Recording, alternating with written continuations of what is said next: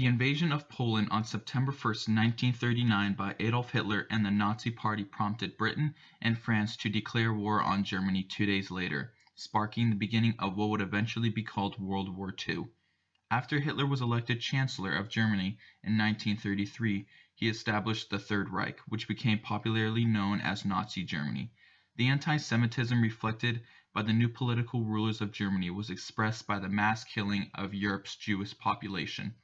As more Eurasian countries entered the war, the United States avoided official involvement until December 7, 1941.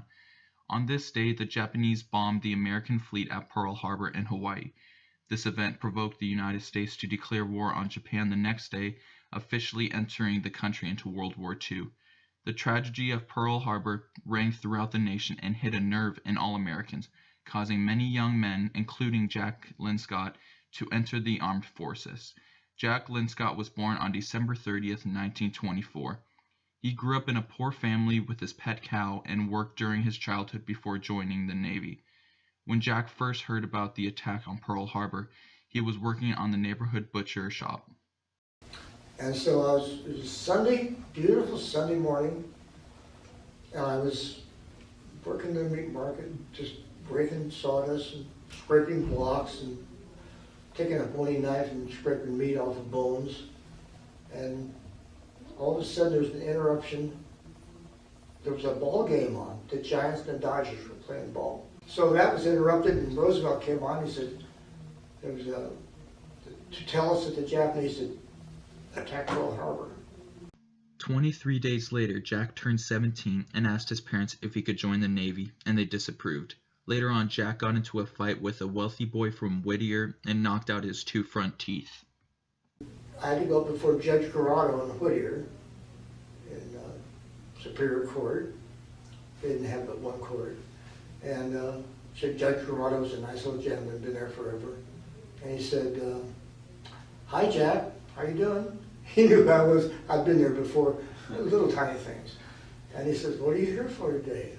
Well, I told him. He said, "Oh, I know about that." And he said, "Well, is your parents going to pay for his teeth?" I said, "Your Honor, we don't have any money." He said, "Well, I think you better leave town." So I went home and told my parents about it. And so they signed for me. I joined the Navy. I joined the Navy because I wanted to ride. I didn't want to walk. See, if you're in the Army, you have to walk everywhere. Marines, you have to walk everywhere or crawl. I wanted to ride, so I joined the Navy with my buddy. Jack was sent to Idaho to become acclimated to cold weather and then went to boot camp. He also took gunnery training and advanced gunnery training, making him a gun captain. During the war, Jack served in Special Forces, Armed Guard, and Hunter-Killer groups, which were created to fight enemy submarines. I almost finished boot camp. So one day I was ordered to go to this office. I went to the office, and behind the desk there were 2 officers. I walked in, I saluted, stood at attention. "Linscott?" I said, "Yes." And there was another guy with me. "We'd like to know if you'd like to volunteer for Special Forces." And like an idiot, I got ignorance and patriotism mixed up, and I said, "Sure. You're not supposed to volunteer for stuff. You learn that. You go to serve. Never volunteer for anything." Never volunteer. You never go. But it was too late then. And he said, "It's Special Forces, it's hazardous duty, and it's all volunteer." Jack frequently sailed in convoys transporting troops and weaponry. The first ship he served on was the USS Matsonia as a third-class gunner's mate. He also served on the USS Finch and the USS Cape Meares during his service. While transporting troops to Western Europe, Jack encountered a German submarine. So we get about halfway across the Atlantic and we get a sounding. We picked up a German submarine. So we start chasing it. We chased it for half a day. We didn't all leave, just one breaks away. There were 4 of us DEs, so they have to stay with the convoy. So we dropped hedgehogs, depth charges, and that's an experience all in itself for the first time. Because that thing drops off the stern pretty darn quick. It blows up like that, and the whole ship shakes. Well, we didn't sink him. We lost contact with him. So we went back with our convoy, kept on going. After the troops were delivered to Europe, Jack was on his way from Le Havre, France to Belfast, Ireland, escorting another boat. There he made contact with another submarine and began to chase that one as well. We chased the submarine down for about an hour and we sunk it. Well, okay, there's about 50 men on that submarine. Many years later, my wife and I took an international tour, went all over Europe, New York and all that. And so we were leaving Le Havre and she saw me standing by the railing. And she said, "What's wrong?" I said, I couldn't talk because I had tears in my eyes. And I said, there's a submarine down there.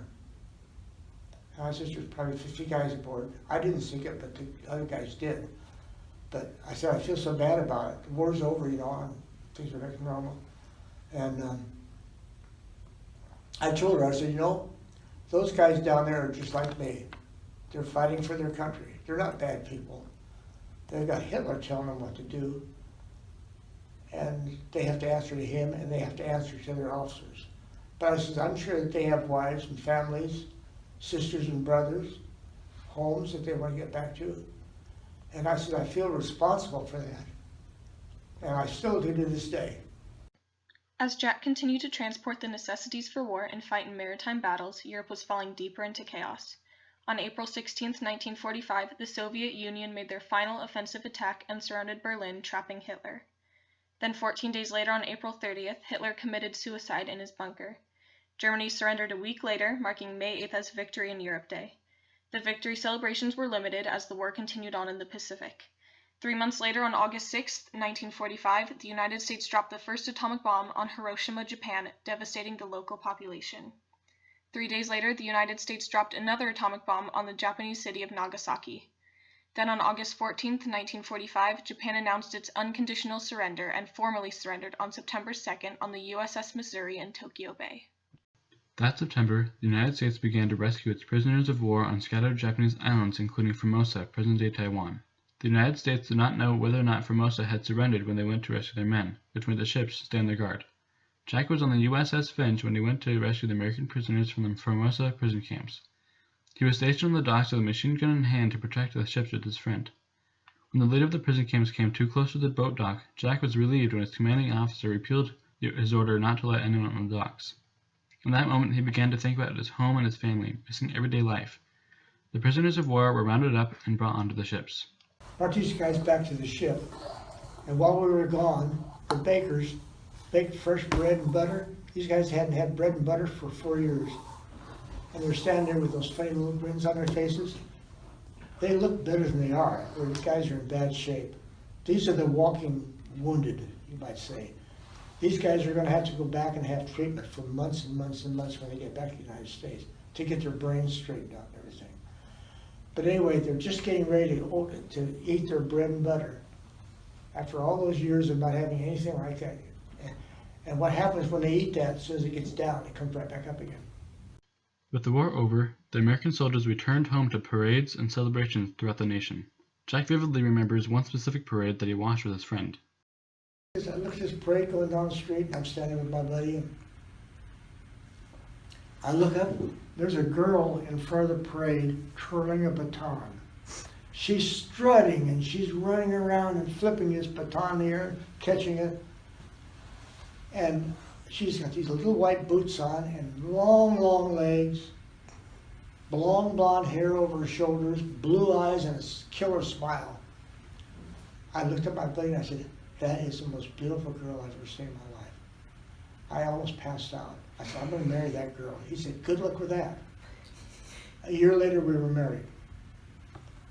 And so we had 2 daughters, 10 grandchildren, 18 great-grandchildren. Now we have 3 great-great-grandchildren. Jack has a very large family now and enjoys spending time with them. After the war, Jack and his wife went into the fast food business in Newport Beach and Balboa Island. He then invented quick-release gun bags and pepper spray with clips for the police force. Jack carries no hate from the war and believes that we shouldn't let a few bad apples ruin the whole bunch. He enjoys coming to schools and telling his story to the new generations, reminding us not to forget about our country's history and the people who fought to protect it. I want to tell you guys something. I come by the schools and talk to the young people because mostly I didn't tell you about being in battles today. I told you just what war was like. Did I cover that kind of pretty well? Mm-hmm. And that's what I like to do. And in doing so, I just hope that enough of it will sink in that you'll remember guys like me, because we won't be around forever. Nobody is. You know, we're only here for a short time. It's not a rehearsal. This is it. Thank you, Mr. Linscott, for your service and for giving your time to educate us about life during World War II.